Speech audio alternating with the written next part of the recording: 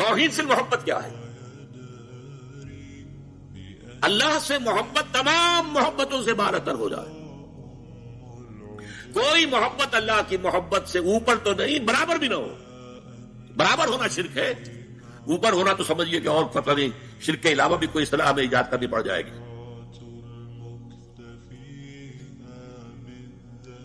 سورہ بقرہ میں فرمایا وَمِنَ النَّاسِ مَن يَتَّخِذُ مِن دُونِ اللَّهِ أَندَادًا يُحِبُّونَهُم كَحُبِّ اللَّهِ وَالَّذِينَ آمَنُوا أَشَدُّ حُبًّا لِلَّهِ.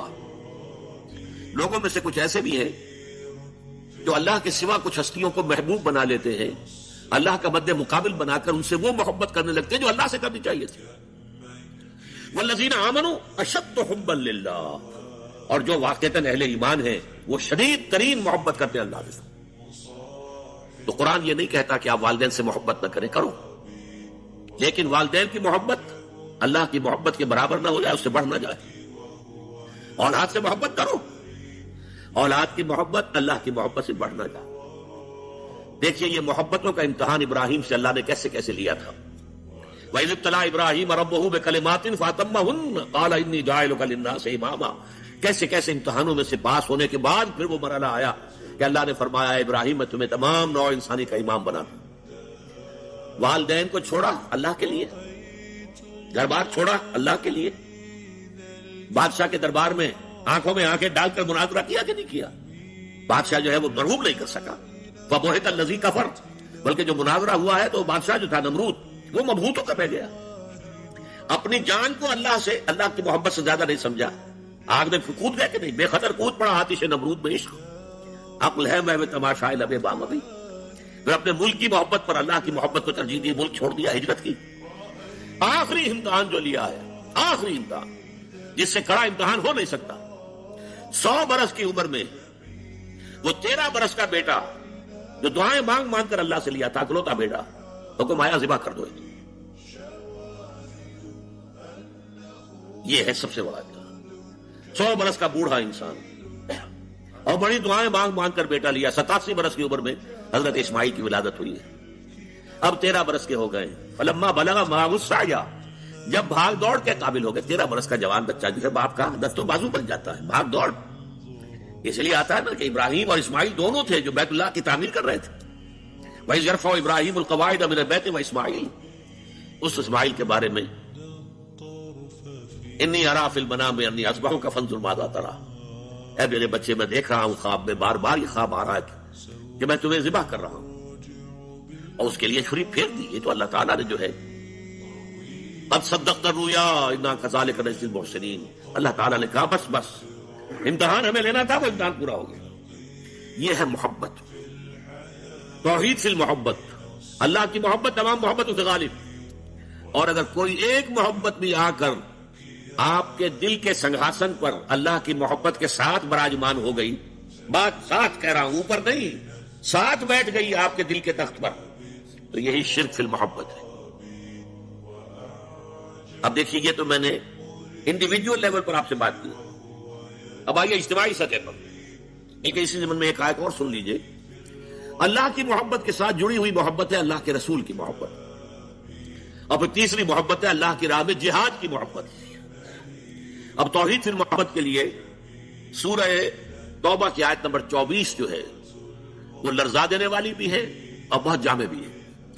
قل ان کان آباؤکم وابناؤکم واخوانکم وازواجکم وعشیرتکم واموال اقترفتموها وتجارۃ تخشون کسادها ومساکن ترضونها احب الیکم من اللہ ورسولہ وجہاد فی سبیلہ فتربصوا حتی یأتی اللہ بامرہ واللہ لا یہدی القوم الفاسقین. اے نبی سے کہہ دیجئے لوگوں دیکھو، اگر تمہیں اپنے باپ، اپنے بیٹے، اپنے بھائی، اپنی زوج، مرد کے لیے بیوی، بیوی کے لیے شوہر زوج ہے، اور اپنے رشتہ دار، اور وہ مال جو تم نے بڑی محنت سے کما کر جمع کیے ہیں، اور وہ کاروبار جن کی کساد بازاری کا تمہیں ڈر رہتا ہے، اور وہ محل، وہ حویلیاں، وہ مکانات جو تم نے بنائے ہیں تمہیں بہت محبوب ہیں. اگر ان 8 چیزوں کی محبت زیادہ ہو گئی تمہارے دل میں اللہ کی محبت سے، اس کے رسول کی محبت سے، اور اس کی راہ میں جہاد کی محبت سے، تو جاؤ دفع ہو جاؤ، انتظار کرو یہاں تک کہ اللہ اپنا فیصلہ سنا دے. اور اللہ ایسے ناہنجاروں کو ہدایت نہیں دیتا. 8 محبتیں ایک پردے میں ڈال لیجئے. باپ کی محبت، بیٹے کی محبت، بھائی کی محبت، بیوی کی محبت، رشتہ داروں کی محبت. 5 مال کی 3 شکلیں، جائیداد، کاروبار اور کوئی نقد. 3 یہ شکلیں، 3 × 5 8. اور 3 محبتیں دوسرے پلڑے میں ڈالی، اللہ کی محبت، رسول کی محبت اور جہاد کی محبت. اب اگر یہ پلڑا بھاری ہے 8 والا تو جاؤ دفع ہو جاؤ. تمہارا اللہ سے کیا سروکار. اللہ ایسے ناہنجاروں کو ہدایت نہیں دیتا. سب سے پہلے یہ طے کر لو کہ ان 3 محبتوں کا پلڑا نیچے ہونا چاہیے، بھاری ہونا چاہیے ان 8 کے مقابلے میں. یہ ہے توحید فی المحبت اور یہ ہے شرک فی المحبت. لیکن اب اس کو لائیے ذرا اونچے سطح پر. وہ جو میں نے کہا انسانی معاشرہ، ریاست، اس ریاست کے لیے، معاشرے کے لیے بھی کوئی ایسی شے موجود ہونی چاہیے کہ جو اس میں رہنے والے یا اس میں شامل سب لوگوں کی محبوب شے بن جائے. یہ کامن محبت انہیں جوڑے گی، ان کے اندر اتحاد پیدا کرے گی. مثلا وطن کی محبت، وطن کی جے جے ہند، وطن کی عظمت کے گن گاؤ. قوم کی محبت، وطن پرستی، قوم پرستی، کوئی نظریہ پرستی. یہ بہت سی پرستشیں ہیں جن سے کہ لوگ پھر جڑے رہتے ہیں. نسل پرستی، لسان پرستی، زبان پرستی. یہ آج کل جو آپ کو کہتے ہیں کہ یہ لسانی عصبیتیں اور یہ نسلی عصبیتیں، یہ بلوچ نیشنلزم، یہ پختون نیشنلزم، یہ سرائکی نیشنلزم، یہ ایک اردو والا نیشنلزم، 5ویں قومیت نکلی تھی ہمارے ہاں. یہ سب کچھ کیا ہے؟ یہ جمعیت کے لیے، لوگوں کو جوڑنے کے لیے، شیرازہ بندی کے لیے، انہیں متحد رکھنے کے لیے کوئی نہ کوئی شے محبوب ہو جانی چاہیے. اس اعتبار سے اس دور کا سب سے بڑا شرک وطن پرستی ہے. لیکن پھر دیکھیے، میں بات آپ سے عرض کر رہا ہوں، علماء کرام اس کو نہیں پہچان پائے. اس کو پہچانا ہے تو علامہ اقبال نے پہچانا.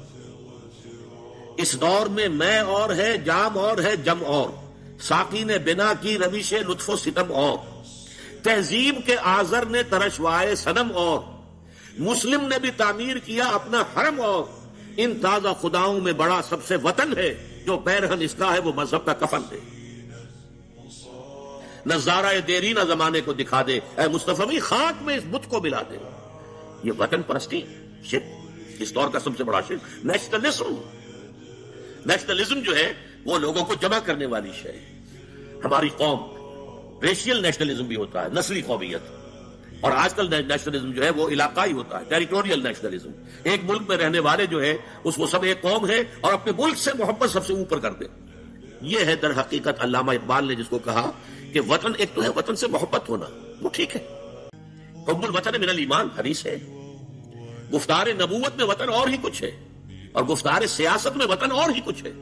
وطن جب آتا ہے ایک پولیٹیکل کانسیپٹ کی حیثیت سے وہ معبود بنتا ہے. اس معبود کی ایک نماز ہے. آپ کھڑے ہو جاتے ہیں، ترانہ پڑھا جا رہا ہے اور آپ کھڑے ہیں، جھکے ہوئے، سر جھکا کر کھڑے. یہ قنوت جو ہے یہ کس کے لیے ہو رہا ہے؟ وطن کے دیوتا کے لیے ہو رہا ہے.